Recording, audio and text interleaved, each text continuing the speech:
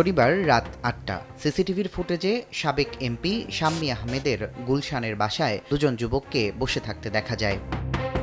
চাঁদাবাজির অভিযোগ পেয়ে ঘটনাস্থলে উপস্থিত হয়ে রাজ্জাক রিয়াদ, সাকাদাউন সিয়াম, সাদমান সারদার, ইব্রাহিম হোসেন, আমিনুল ইসলাম নামের ৫ জনকে আটক করে গুলশান থানা পুলিশ।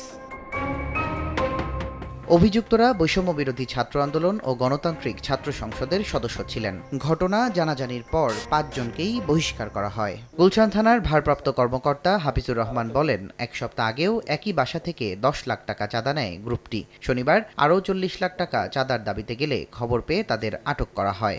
অস্ট্রেলিয়ান যে প্রবাসী আবু জাফর সাহেব, উনি বাদী একটা অভিযোগ দাখিল করছে, এ ব্যাপারে আমরা মামলা প্রক্রিয়াধীন। তাদের পরিচয় পেয়েছি, তাদের মধ্যে রিয়াদ সহ ৪ জন একটি বিশ্ববিদ্যালয়ের স্টুডেন্ট, প্রাইভেট বিশ্ববিদ্যালয়, প্রেসিডেন্সি প্রাইভেট বিশ্ববিদ্যালয়, বাকি আরেকজন অন্য বিশ্ববিদ্যালয়ের স্টুডেন্ট, অ্যাডাফ বিশ্ববিদ্যালয়ের স্টুডেন্ট, রানিং স্টুডেন্ট।